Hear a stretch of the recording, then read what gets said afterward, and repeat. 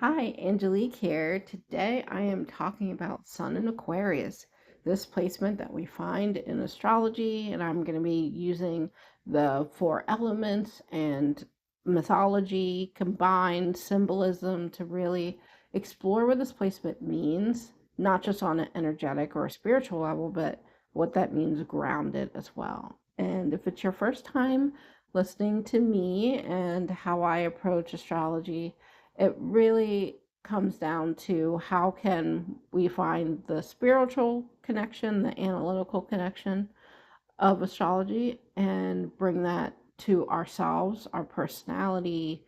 So there's a little psychology in it as well.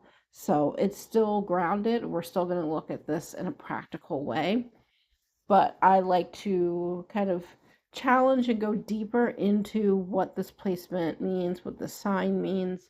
And the best way to do that is to look at the past, where it came from, how it was molded by it. I almost did an impression of Bane from Batman, but I'm not going to do that to you today.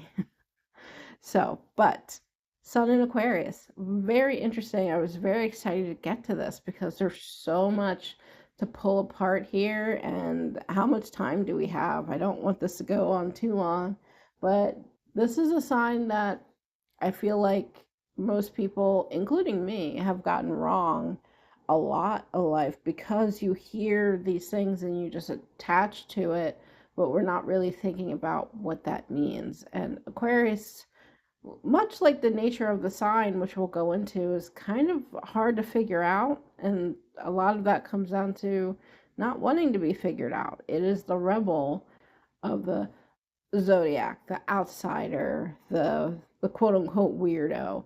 So when you have that type of energy, naturally it's going to make it hard for people to understand or pin down. But we're going to look at it and we're going to get to it. So I always like to start with the mythology, where this came from.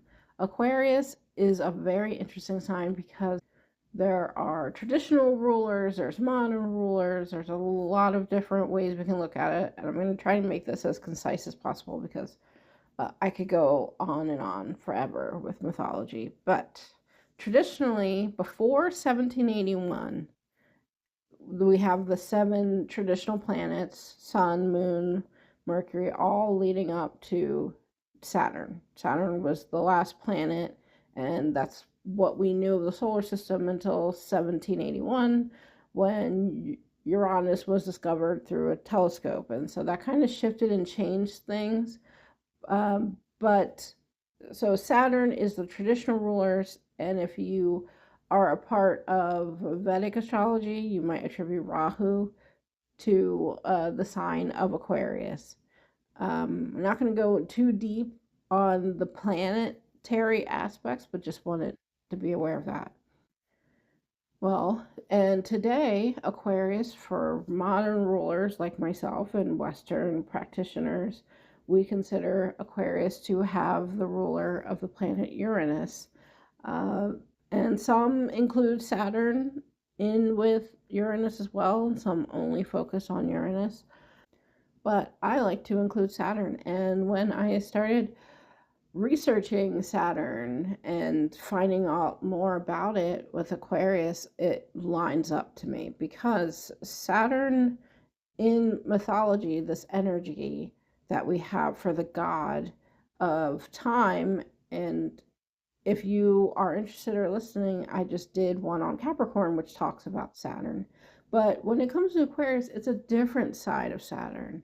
It is the god of time, but also Saturn likes to be in control and likes to do things its own way. And when you have an energy or a person that only wants to do things their way, that can make them a disruptor, that can make them seem rebellious, that can make them seem like an outsider. And I think that's where Aquarius gets those titles. Is it's not because they're so free loving and wanting to serve humanity, although there are a lot of Aquarius people that have that energy. But when we're looking at its root, is no matter what an Aquarius is thinking, what their values are usually so strong that it's going to naturally push other people away, repel other people, and can make them come off as a loner. And so that allows Aquarius people, especially with the sun, which I'll talk about why that loner um, trait really comes through strongly with Sun and Aquarius. Why those people can feel very excluded or rejected in society or by society in some way is because they can be very staunchly their way or the highway. And I have a lot of Aquarius people in my life, family members, and I can say that is very true. Can be a very stubborn nature, but it makes them a really strong fighter, and especially if they have humanitarian ideals or outside of the box thinking. And when we're talking about the other ruler of Aquarius, which is Uranus, this gets even so more interesting and complicated because Uranus comes from the Greek god Uranus. Uranus? I'm going to spell that. I'm not sure if I'm saying it correctly. I'm pronouncing it as Uranus. But that is a Greek god whose mother was Gaia, Mother Earth, and so in Greek mythology, Uranus, Uranus, however you want to say it, is thought of to be the god of the heavens. So we get the more mystical quality that we attribute to Aquarius from this Greek god. However, there is a lot of connection with the god Prometheus to the planet Uranus and the sign of Aquarius. And Prometheus is known as the god that stole fire from the gods and brought it to the people.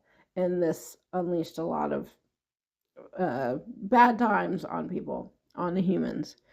But this idea of being very quick and intelligent and able to sneak fire and bring it to people so then they can have this more updated way to go about things. This is the start of technology.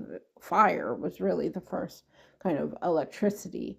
So Prometheus, a lot of Western astrologers today, modern, will consider Prometheus in the symbolism, the mythology creation of Aquarius.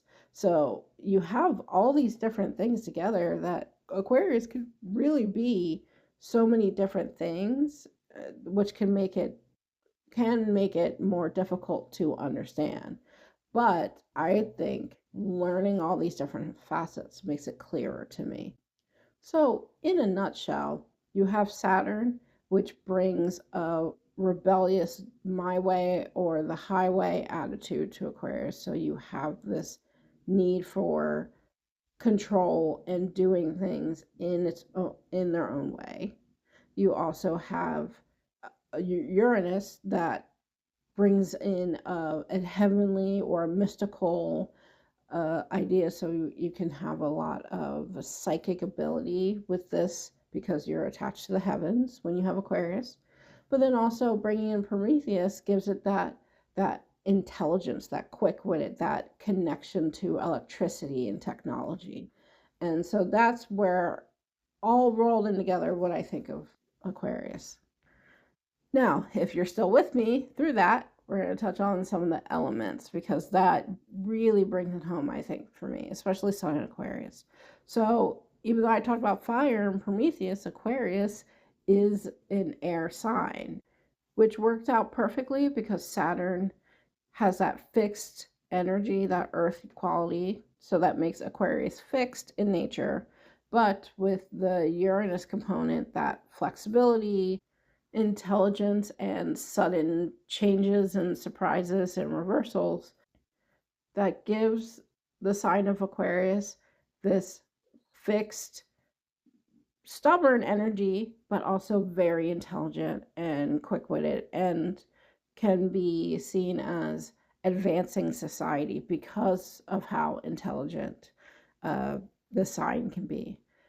Now, when you have fixed air, combined with the sun energy, which is a fire, bold type of energy, shows up in people as even more of an outsider or a rebellious person or someone that is just really okay with doing their own thing.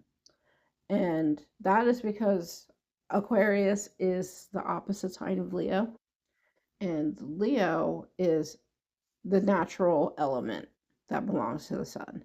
So when you have the opposite of Leo, you are farther away from the sun. With, as you know, when the sun is gone, it can feel colder, it can feel more harder to see, harder to connect, not going to have as much energy for fast movement, which fits perfectly with Aquarius.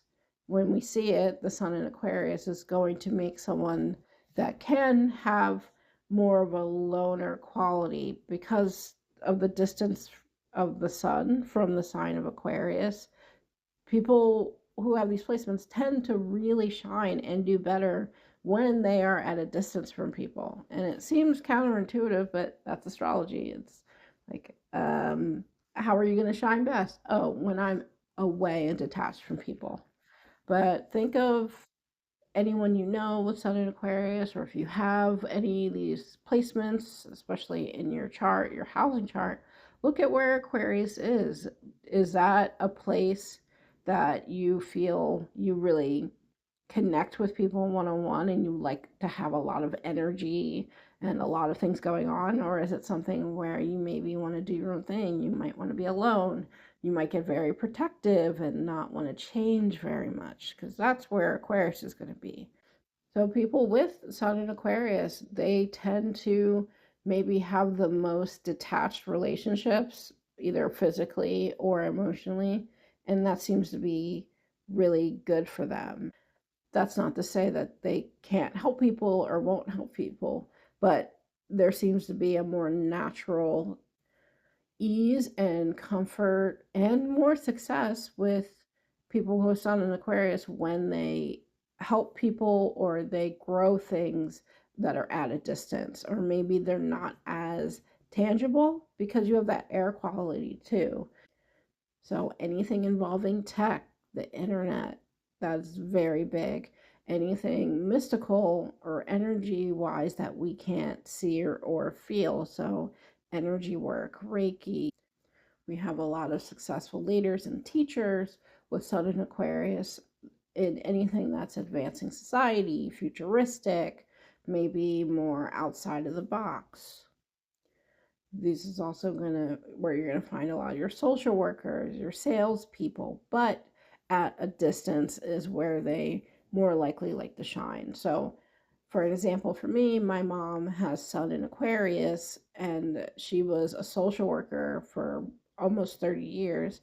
And where she really succeeded and liked to do her work was in a hospital where she could just go from people, person to person, patient to patient, and we'll be there all day, and you're not there for too long, you're kind of at a distance. And she worked all the time and on call, and there was more of a detachment in our relationship emotionally because of that, but she seemed to shine very professionally.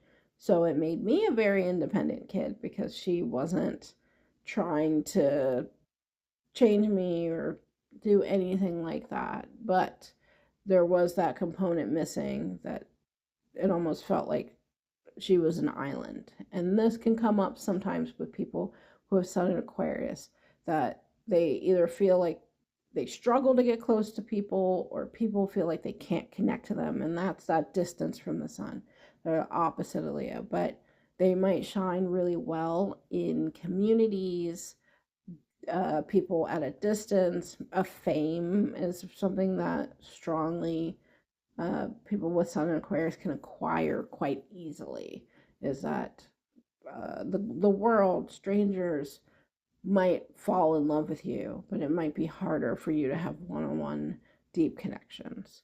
But obviously, that is just one part of a chart. There's a whole lot going on. I always link um, how you can get your free astro chart to see what's going on. But this is just one part. And since the sun is connected to growth and drive and success, like to look at what you can succeed at. So Sun in Aquarius, lots of different ways these people can succeed in life, but it's going to be maybe more contradictory than what you would think typical success would be. So anything at a distance from people emotionally or physically is going to be where people shine. So, woo, we did it. It's not too long, thankfully. Hopefully, it didn't feel that way. Um, so, thank you so much for watching. If you have this placement or there's anything you want to share or say about this, you can leave a comment below. I'm also trying to do a mailbag, so you can find that information in the description box below. Send an email if you have a question, anything you want answered. I'm trying to do that as well. Okay, so thank you again so much and enjoy the rest of your day. Bye bye.